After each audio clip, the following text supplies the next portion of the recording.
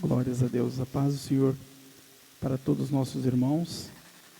Agradeço a Deus por tê-los conosco, participando deste momento de ensino da Palavra de Deus, aqui da nossa igreja, da Multiforme Graça de Deus.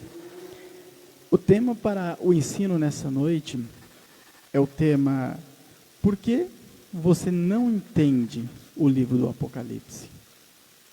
Por que a maioria das pessoas, na verdade, não entende o livro do Apocalipse?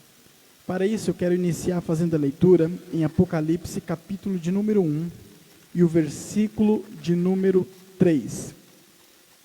Bem-aventurado aquele que lê e os que ouvem as palavras desta profecia, e guardam as coisas que nela estão escritas, porque o tempo está próximo. Por que você não entende o livro do Apocalipse? Na verdade, a maioria dos cristãos não entende o livro do Apocalipse, ou porque não leem, ou porque não consegue ou não sabe como interpretar o livro, ou as passagens do livro.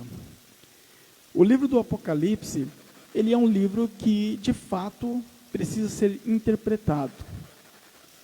E por existir esta questão de ter que ser interpretado, muitas igrejas, muitos teólogos interpretam de maneira, às vezes, até diferente. E o cristão mais leigo, ele fica entre esse fogo cruzado, sem saber o que de fato o livro está querendo dizer. Mas, na verdade, este livro ele não foi escrito para doutores, não foi escrito para pessoas grandemente estudadas, mas para pessoas simples, como eu e como você. Bem, um dos motivos pelo qual nós não conseguimos entender o livro do Apocalipse é porque o livro do Apocalipse, ele é contido de muitas simbologias, de muitas figuras, texto figurativo, de muitas alegorias. Então esse é um dos motivos pelo qual não se entendem geralmente o livro do Apocalipse. Bom, este livro que foi escrito por João, que estava preso ali na ilha de Patmos, ele foi escrito com um propósito. E para seguir este propósito, foi necessário que viesse a ter neste livro as simbologias, as figuras, as alegorias que nós encontramos ao lê-lo. Aí uma pergunta: por que este livro ele contém tanta simbologia, tanta figura, tanta alegoria? Bom, primeiro motivo é porque o livro do Apocalipse, ele foi escrito denunciando governos, ou denunciando sistemas que viriam.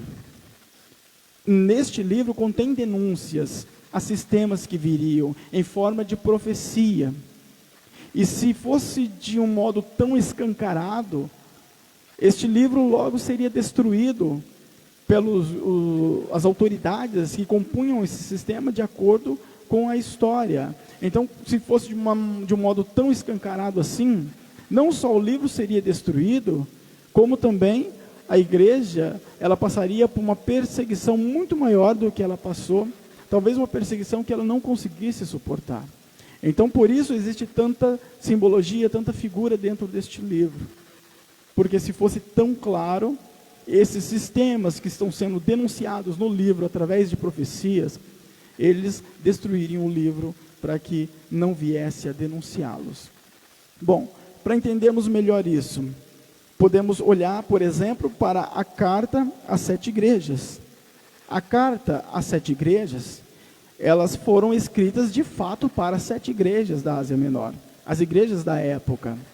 Então, os problemas que estão dentro de cada carta se relaciona diretamente com cada igreja da época.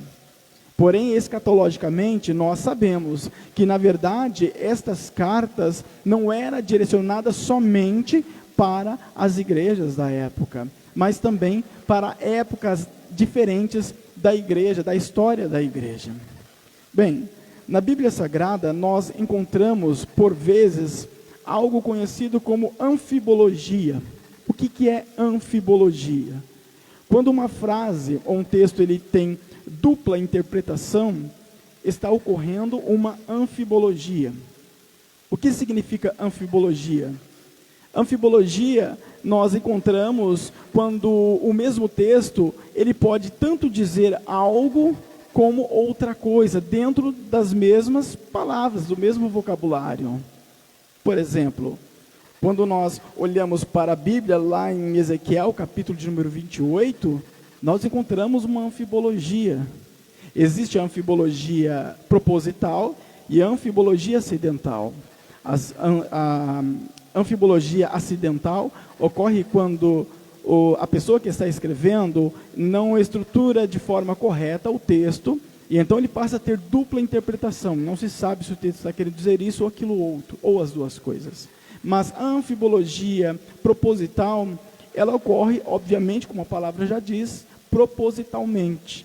Como o nosso Deus ele é perfeito, ele não inspirou Ezequiel a escrever o capítulo de número 28 acidentalmente, trazendo uma anfibologia acidental. Não, porque nosso Deus ele é perfeito. Então ele inspirou Ezequiel a escrever o capítulo de número 28, trazendo uma anfibologia proposital. Porque em Ezequiel 28 fala do rei de Tiro. E o texto está claro, é nítido, fala literalmente do rei de Tiro. Mas quando nós teologicamente olhamos para este texto, nós percebemos que existe ali uma dupla interpretação, porque também fala de Lúcifer. Isso ocorre também lá em Isaías, no capítulo de número 14, e o verso de número 12, também do 12 em diante, que fala da Babilônia, e o texto de fato está falando da Babilônia. Mas ali tem uma dupla interpretação naquele texto, e também fala de Lúcifer. Então ocorre ali o que? Uma anfibologia. Na questão das cartas às 7 igrejas, ocorre praticamente isso, como se fosse uma anfibologia. Porque ali nós podemos tanto trazer uma interpretação, um significado para as igrejas da época, como também para as igrejas, a igreja universal, a igreja no geral, dentro de cada período da história. Por exemplo, a carta à igreja de Éfeso, ela foi direcionada a Éfeso, mas também contém uma profecia voltada à igreja do primeiro século. Então ali tem duas interpretações, uma dupla interpretação. Uma interpretação voltada a Éfeso, a igreja de Éfeso da época, e uma interpretação voltada à igreja dentro do contexto histórico do primeiro século. A segunda carta à igreja de Esmirna, por exemplo, ela foi direcionada à igreja de Esmirna, como também para a igreja do primeiro século até o terceiro século. A carta à igreja de Pérgamo fica entre o ano 300 e o ano 600 depois de Cristo. Foi direcionada a Pérgamo, mas também à igreja dentro do ano 300 e o ano 600, por exemplo. E a igreja de Tiatira entre o ano 600 ao ano 1500. Então, repetindo, foi direcionada à igreja de Tiatira. Porém, ela também serviu como profecia para a igreja deste período, do ano 600 ao ano de 1500. Mais ou menos para você entender, não estou trazendo aqui datas 100% precisas, estou arredondando para nós entendermos melhor. Já que, na verdade, o nosso estudo, o nosso ensino, ele não tem a ver com este tema em si. Mas o que eu quero dizer com isso? Que o livro do Apocalipse, ele contém simbologias, alegorias e figuras, porque eram denúncias, ele é, na verdade, denúncias a sistemas que viriam posteriormente a este período em que João estava escrevendo este livro. Então, por isso, contém essas simbologias e essas figuras, para que todos aqueles que faziam parte do sistema não viessem a compreendê-lo de modo nítido e vir a destruir o livro, ou até mesmo perseguir os cristãos. Mas não é apenas por isso que o livro de Apocalipse, ele é um livro que geralmente as pessoas não entendem. Na verdade, a palavra Apocalipse, ela vem da junção de duas palavras gregas, que seria apo, que significa para longe, e calipto, que significa sombra. Ou seja, Apocalipse significa para longe da sombra. O que está longe da sombra está revelado. Por isso nós traduzimos essa palavra Apocalipse tradicionalmente como revelação, porque é um livro que de fato traz a revelação de Cristo Jesus. E o nome, ele não faz tanto jus ao conteúdo, se nós pararmos para observarmos por um olhar panorâmico, um olhar rápido. Nós vamos ver e falar, poxa, espera aí, o livro, ele diz, o nome do livro é Revelação, está revelado, está longe da sombra. Mas tudo que eu estou lendo aqui está tão encoberto que eu não consigo entender nada. E isso ocorre por essa questão, pelas questões das simbologias, das alegorias e das figuras. O livro de Apocalipse contém essas simbologias. E essas simbologias, elas precisam ser compreendidas de acordo com aquilo que nós temos em mãos em relação ao conhecimento teológico e escatológico. Por exemplo, como eu disse inicialmente, ele denunciava sistemas que viriam. Então, por isso contém essas simbologias. E outra questão interessante dessas figuras que nós encontramos no livro é que muitas delas se relacionam à cultura da época. Então, se nós pararmos para estudarmos a cultura da época, fica um pouco mais fácil de nós compreendermos algumas das simbologias e figuras que nós encontramos no livro. Então, está aí um dos outros motivos pelo qual você não entende o livro do Apocalipse. Porque contém simbologias, porque denuncia sistemas que viriam. E porque algumas coisas faz parte da cultura da época. Então, para nós entendermos ele, nós temos que entender um pouco a cultura da época.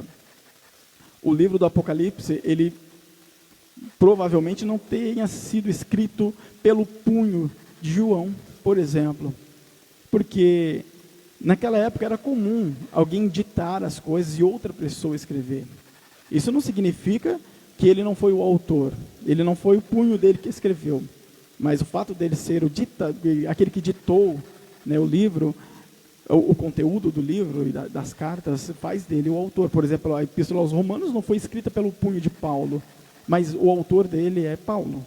Porque Paulo foi ditando e ele foi escrito, e isso era comum. Tanto é que o livro do Apocalipse, quem estuda as linguagens dos livros da Bíblia Sagrada, sabem disso, que a linguagem grega do livro do Apocalipse, ele não tem muito a ver com a linguagem que é utilizada no Evangelho de João. Ambos têm o mesmo autor, mas a linguagem, a estrutura gramatical no grego do Evangelho de João é diferente da estrutura de Apocalipse. Então isso demonstra claramente que outra pessoa provavelmente foi escrevendo para João enquanto ele ditava ali na ilha de Patmos. Tanto é que o livro do Apocalipse, ele contém muitos erros na gramática grega. Contém vários e vários erros, coisas que João ele não cometeu ali no Evangelho que leva o seu nome. Bom, conhecendo um pouco da cultura da época, nós passamos a entender um pouquinho mais sobre o livro do Apocalipse. Por exemplo, lá em Apocalipse 17:3, nós vamos ler um versículo que conta sobre a visão de João. João contando, ele fala que ele vê uma mulher sentada sobre a besta. Apocalipse, isso, 17:3, que diz assim, ó: E vi que a mulher estava embriagada do sangue dos santos e do sangue das testemunhas de Jesus, e vendo-a eu maravilhei-me com grande admiração. Era uma mulher que estava, você lê no contexto, assentada sobre a besta. O interessante é que, neste trecho, João diz: E vendo-a eu maravilhei-me com grande admiração. Por que João ficou tão admirado ao ver uma mulher sentada em um animal? Já que besta não significa necessariamente que seja um animal de dentes e de unhas, não significa necessariamente que seja isso. Né? Qualquer animal dentro dessa linguagem grega poderia ser caracterizado como besta, tá? Então não significa que seja um animal. Com isso que as pessoas às vezes pintam, né?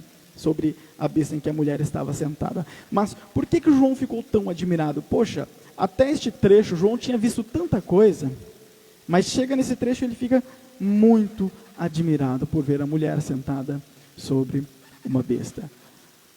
Bom, lá no livro de Jeremias, no capítulo 44, e o versículo de número 17, tem uma profecia a respeito da rainha dos céus, né, que fala contra Israel em relação ao culto e adoração à rainha dos céus. Quem era essa rainha dos céus? Essa rainha dos céus é conhecida na Bíblia como a deusa Azera, ou para alguns que pronunciam diferente, como Deus Áshera. Então essa deusa Áshera ou Azera, ela era uma deusa dos cananitas, em que o povo de Israel vieram adotar ela como Deus e adorá-la, em momentos em que eles que eles tinham abandonado a fé em Deus, abandonado a Deus e se voltado aos deuses estranhos. Então eles se voltavam a Baal e a Azera, por exemplo. E essa rainha dos céus é a Azera. O interessante é que a figura de Azera sempre ela foi encontrada arqueologicamente por uma mulher que nunca tinha tão bem as definições dos seus pés em suas estátuas e estatuetas que foram encontradas. E quando se encontra a figura de Azera, ela vai estar sempre montada em um animal. Isso você pode até mesmo pesquisar e procurar por deusa Azera, e você vai encontrar alguma imagem dela, de alguma estátua, não com definições dos pés, geralmente, como se ela não tivesse pés, ou montada sobre um animal. Então, quando João ele vê a mulher montada sobre uma besta, ele fica admirado, porque ele começou a ligar os pontos. E esta mulher montada sobre uma besta reflete a deusa Azera, que era tipificada por uma mulher montada sobre uma besta, sobre um animal. Se você procurar saber, por exemplo, a moeda de 2 euros, se não me falha a memória, do ano de 2002, da Grécia, você vai ver uma mulher montada sobre um animal. Então, isso daí é uma coisa que já existia dentro da cultura, veio de lá da época dos cananeus. Então, quando João viu ele teve aquela visão, ele ligou os pontos. Então, nós podemos compreender o livro do Apocalipse através do quê? Da cultura da época. Lá no texto, por exemplo, de Apocalipse 21, verso de número 1, diz assim: E vi um novo céu e uma nova terra, porque já o primeiro céu e a primeira terra passaram, e o mar já não existe mais. Alguns interpretariam o mar como sendo multidões, ou como sendo o mar físico que nós podemos encontrar no planeta Terra. Mas, conhecendo a cultura da época, nós vamos perceber que não. Quando João diz o mar já não existe mais, nós devemos lembrar que João ele estava primeiro aonde? Em uma ilha. A ilha ela era murada por águas, é óbvio, era uma ilha. Não tinha como sair daquela ilha nem que fosse a nado. E era uma ilha difícil de se viver, porque o alimento ali era muito escasso. Eles estavam aprisionados, foram levados ali pelo mandato do imperador Domiciano, e estando aprisionados ali naquela ilha, eles estavam ali à mercê de tudo aquilo que estava à sua volta. Eles não tinham para onde correr, não tinha como sair a nado de lá. Era impossível. E era um lugar que nem água potável se encontrava, então era difícil de se viver. E eles ficaram abandonados, jogados lá naquela ilha. Então João ele estava se sentindo que aprisionado, porque de fato ele estava aprisionado. Então quando ele tem essa visão de novos céus e uma nova terra, ele se alegra tanto, ele fala: o mar já não existe mais. Ou seja, a prisão em que eu vivo, em que eu estava, naquela ilha, ele não existe. Porque o sentimento de João em relação àquilo que ele estava vendo, novos céus e nova terra, era tão bom, ele se sentiu livre naquele momento. Por isso ele diz: e o mar já não existe mais. Ou seja, aquilo que me aprisiona, aquilo que me faz estar longe dos meus irmãos, longe da igreja, longe de tudo, que me coloca para longe, que me aprisiona, não existe mais. João está falando, na verdade, nesta ocasião, dos seus sentimentos, daquilo que ele estava sentindo ao ver os novos céus e nova terra. O livro de Apocalipse, ele trabalha dessa maneira. Então, se nós não entendermos um pouquinho da cultura da época, alguns trechos nós vamos ou interpretar de maneira errada, ou nós vamos deixar de interpretar. Não vamos entendê-lo. Por exemplo, vamos supor que meu tataravô, que eu nem conheci, supondo que nós tirássemos ele daquela época, lá de 1850, por exemplo, e trouxéssemos ele para esta época aqui, e dessemos um tablet na mão dele, um exemplo, só para você entender. Ou que ele visse alguém mexendo no tablet, né? Uma criança, por exemplo. Bom, para ficar melhor. Vamos supor que meu tataravô a gente pegasse ele de lá, do passado, trouxesse ele aqui e mostrasse para ele uma criança mexendo num tablet. E ela mexe para cá e mexe para lá, você conhece um tablet, sabe como ele funciona. Aí vamos pegar ele de novo e levar para lá e pedir para ele explicar para aqueles da sua época, 1850, por exemplo. Explica o que você viu. Ele vai tentar explicar com aquilo que ele tem, a linguagem, aquilo que ele conhece.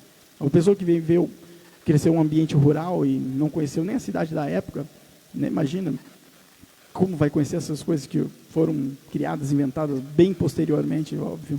É difícil. Então ele ia usar a linguagem da época, ele ia falar o quê?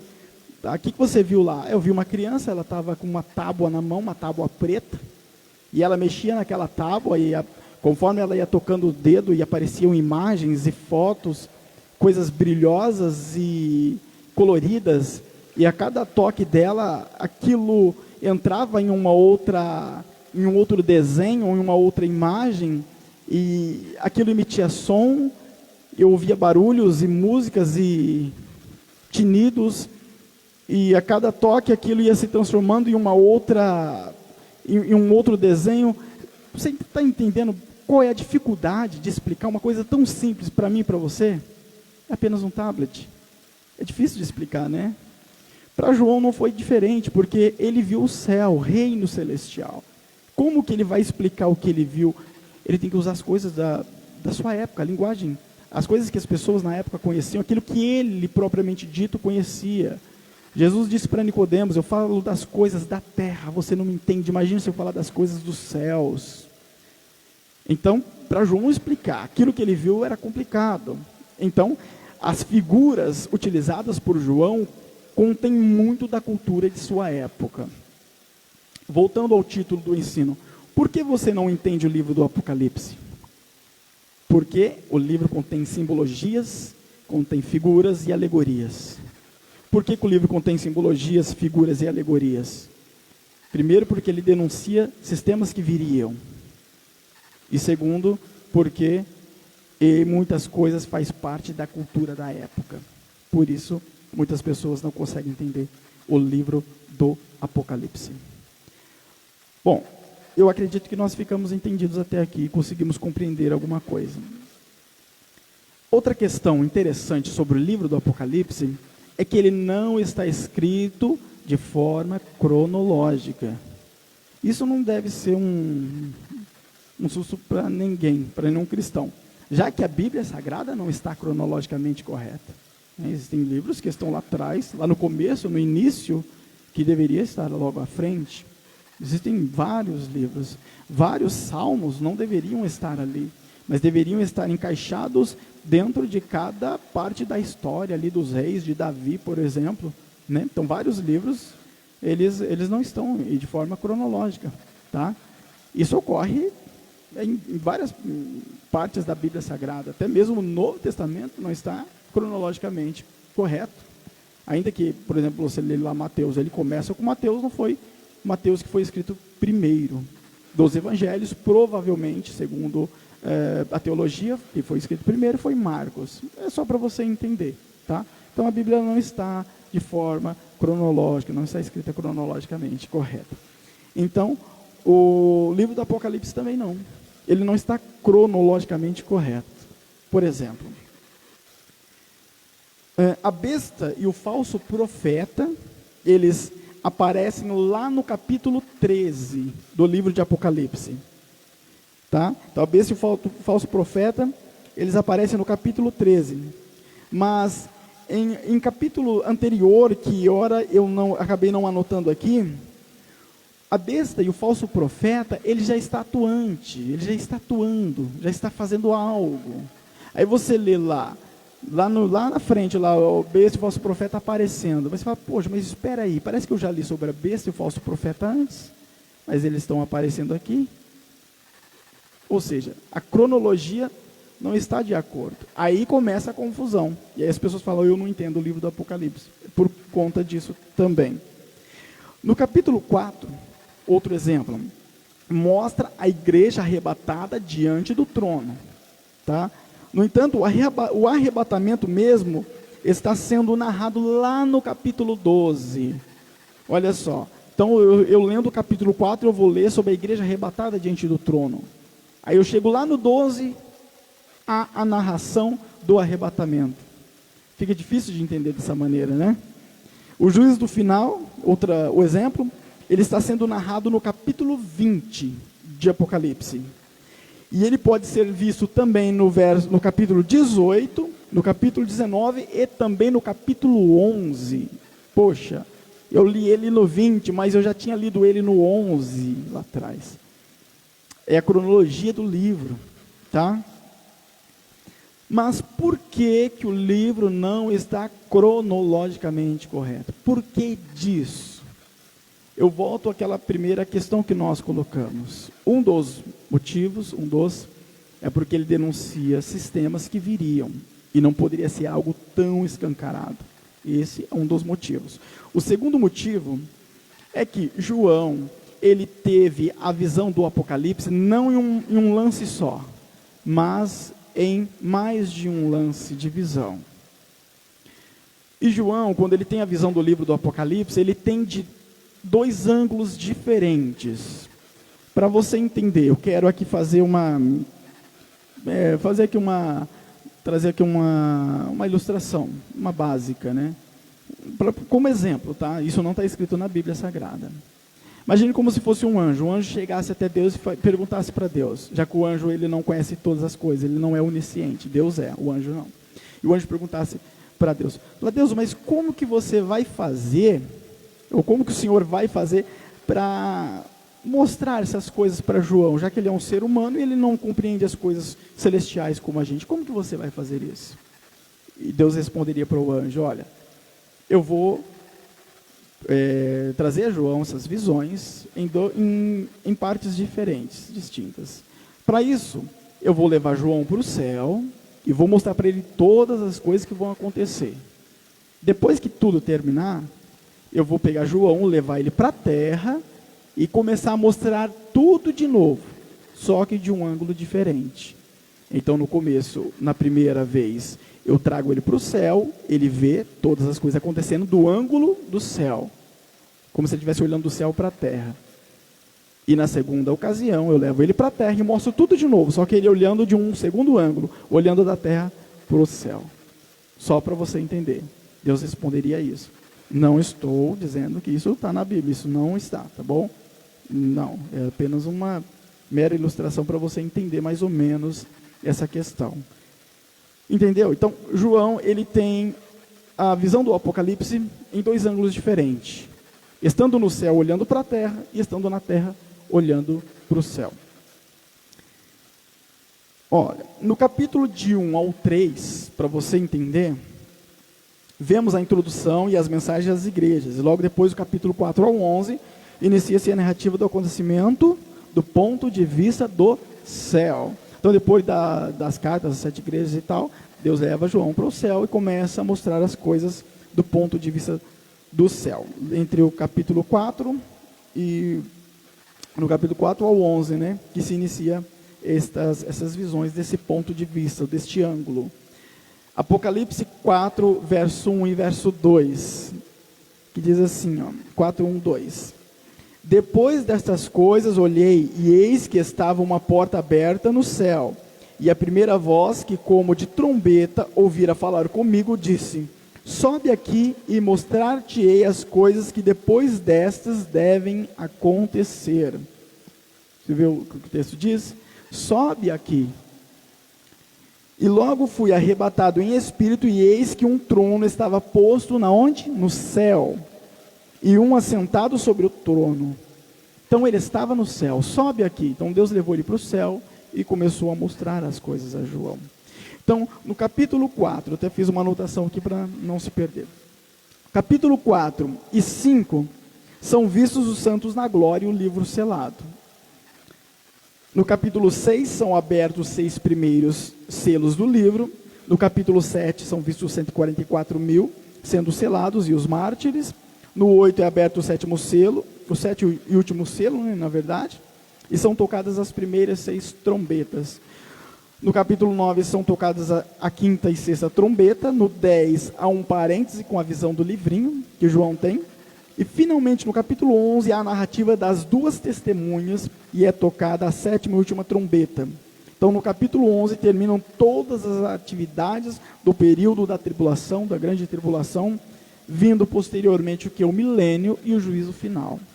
Acabou o livro do Apocalipse aqui, na visão de João, do ângulo do céu. Só que Deus pega João, leva para a terra, em visão, e começa a mostrar tudo de novo em um ângulo de visão diferente. Tá? Então, no ponto de vista da terra, inclusive lá em Apocalipse 13:1, nós vemos isso claramente. Ó. Eu pus-me sobre a areia do mar. Está na terra, João, aqui. E vi subir do mar uma besta que tinha 7 cabeças, 10 chifres, e sobre seus chifres 10 diademas, e sobre suas cabeças um nome de blasfêmia. Só para dar continuidade ao versículo, a parte que eu quero frisar aqui. Eu pus-me sobre a areia do mar. Então, no capítulo de número 13, verso 1 em diante, já começa os mesmos acontecimentos de Apocalipse, porém visto de um ângulo diferente. Então, nós achamos que estão acontecendo coisas diferentes, mas não, é um ângulo de visão, é outro ângulo de visão. E é lógico que com outro ângulo de visão ele vê coisas diferentes. São coisas que já aconteceram no primeiro ângulo de visão do céu. Nem tudo é narrado, porque não, João ele está tendo um ângulo de visão. Então tem coisas que são narradas só no segundo ângulo, porque é só do segundo ângulo que João conseguiu ver. Tá bom? Para nós concluirmos, no capítulo 12 descreve o arrebatamento da igreja, que estava na terra, então já é o ângulo de visão da terra, tá? No capítulo 13 está narrado o aparecimento da besta e do falso profeta. No capítulo 14 são vistos os 144 mil na terra já assinalados pelo anjo, ou seja, os 144 mil já aparecem no primeiro ângulo de visão de João. No segundo ângulo lá da terra, João vê de novo, só que de um ângulo diferente, tá? No capítulo 15 narra a visão das taças e finalmente no capítulo 16 são derramadas as 7 taças sobre a terra. Tá? E aí vem a finalizar o livro do Apocalipse de novo com os capítulos posteriores. O livro, né, com os capítulos posteriores. Tá? Então, este livro do Apocalipse, ele só é complicado, entre aspas, de entender por causa dessas questões. Existem outras questões que eu poderia trazer, mas o nosso tempo é curto. Mas esses são os principais motivos pelo qual nós não entendemos o livro do Apocalipse. Existe até eu tinha separado aqui uma outra parte deste ensino sobre, eu até coloquei como título aqui, o ponto de lógica disso tudo que eu ora mencionei. Mas eu não acho que será tão necessário para que nós compreendamos este ensino, né, o ensino desta noite, tá? Então, para nós concluirmos este ensino, recapitulando, por que você não entende o livro do Apocalipse? Porque ele contém simbologias, figuras, alegorias. Por que ele contém isso? Porque denuncia sistemas que viriam e porque muitas coisas simbológicas e figurativas fazem parte da cultura da época de João. Então, para João e para aqueles que estavam ali, era até fácil de entender, entre aspas, né, algumas coisas, por causa da cultura, mas para nós já é um pouco complicado. E porque também o livro não está em ordem cronológica. Então ele acontece por ângulos de visões diferentes. Se você se ater a isso, a cultura da época, as profecias que se relacionam aos sistemas que viriam, e a cronologia, você estudar o Apocalipse com base nisso, fundamentado nisso, nesta ordem que eu citei, provavelmente você vai começar a compreender o livro do Apocalipse, como ele deve ser compreendido. E o interessante é que o livro do Apocalipse não foi escrito, como eu disse, para doutores, para pessoas grandiosamente estudadas, mas para pessoas simples como eu e como você. O texto que nós lemos, aqui em Apocalipse 1 e 3, ele denuncia isso, que eu estou dizendo. Diz, bem-aventurado aquele que lê, e os que ouvem as palavras desta profecia. Em alguma tradução talvez esteja escrito, aqueles que leem, no plural.